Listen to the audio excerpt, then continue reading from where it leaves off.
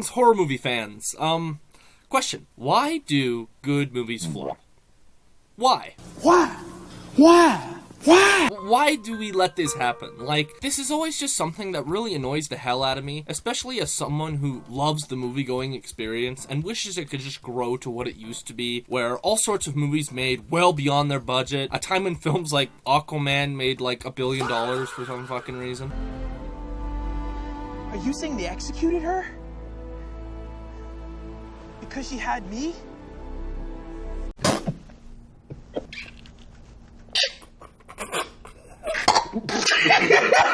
But nowadays, the only films that seem to break that threshold are nostalgia-bait freeloaders like Disney's reimagining of Lilo and Stitch. Previous examples include stuff like Transformers 1, which is by far the best Transformers film. Why not?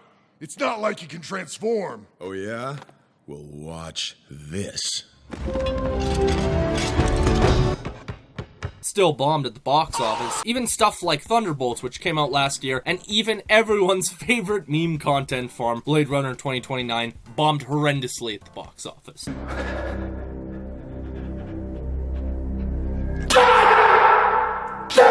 And once again, we're here, only a couple weeks into the new year, and we have yet another incredibly undeserving flop. 28 years later, The Bone Temple, the follow-up to last year's incredibly underappreciated 28 Years Later, which at the time of me recording this video has made a return at the box office of about $31.2 million across its opening weekend, which doesn't really seem bad until you realize that this film will most likely need $150 million to turn a profit, which is a huge downgrade from the first film's box office results. And all I gotta say is, I blame you people. I blame you people who complained about Louis Perry's massive package. You're the reason this movie's doing so badly. That was all a joke, by the way. Please don't get mad at me.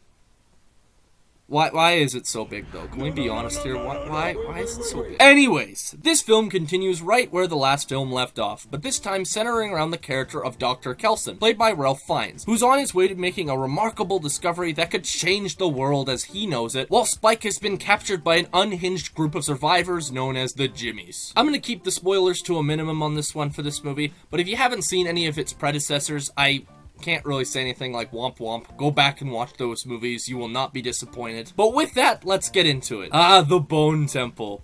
God, I was unironically so excited for this movie. Mainly just because I really love the 28 Days Later franchise, with the first film being one of my favorite zombie-esque movies of all time, and the only time in cinema history where you could watch Knuckles McGinty knock some fucking zombie ass, bro. Like, it's great. That's Knuckles, with a capital N.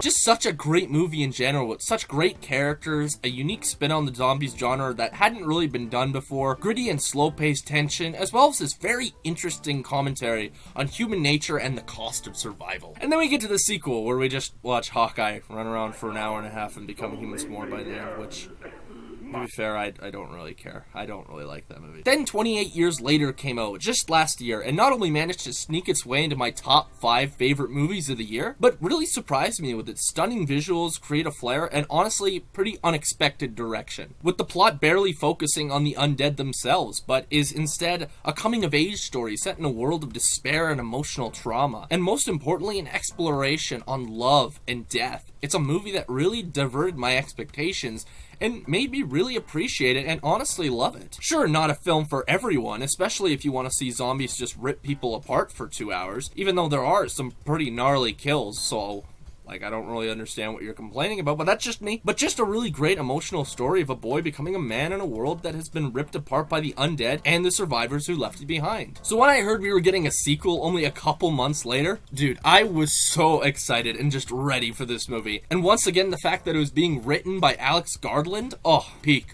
cinema. And directed by Nia DaCosta, who honestly has a pretty impressive resume, except that one. Cut the clip, please, cut the clip. So it honestly wasn't really incredibly surprising that this movie was great, but how great is it? Well, that's what I'm here to tell you today. But before that, I'm not gonna like say directly that you need to like and subscribe this video, but like, if you really like the content on the channel and you want to support me, why don't you might be a good idea. It's a good way to support me, you know. Maybe leave a comment. Tell me your favorite film in the 28 Years Later franchise, except if it's 28 weeks later, because that is objectively the wrong opinion. But anyways, getting into it, I think my favorite part about this film is how once again, just like the last movie, this is not a traditional zombie-esque movie. And it is certainly not what people thought the last film was going to be like, and were disappointed when it wasn't. And you can totally have your own opinion and just say that it wasn't for you, but for me, it was so refreshing, especially in a genre where it just seems like everything has been done before, focusing more on the characters and showing different perspective to what it's like living in the apocalypse is just so interesting to me, especially with the characters in here like Kelson, played by Ralph Fiennes. He was genuinely phenomenal in this movie. Like, I really can't undersell that. He was so good in this movie, not only from an acting point of view, but his character is not only really incredibly likable and actually pretty funny at certain points, but what really impressed me so much was how they betrayed his view of this zombie-ridden world, and it was honestly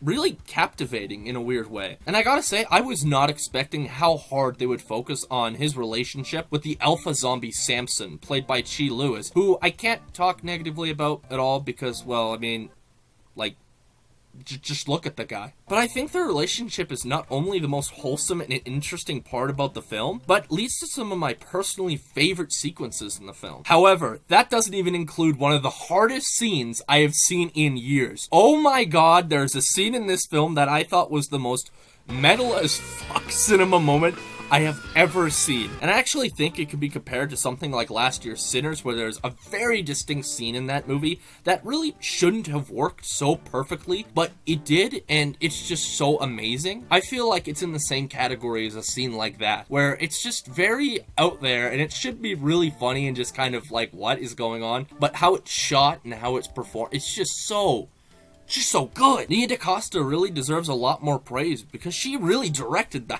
hell out of this movie. Not to mention the amazing sets and practical effects in here. And I also really want to talk about the character of Jimmy, played by the incredibly talented Jack O'Connell, who you may know from last year's Sinners. And here he plays one of the most evil, heinous characters I have seen in a very long time. What is with this guy when it comes to playing amazingly fucked up villains? Like, should we be concerned, Jack? You got some demons you want to talk about? No? Okay.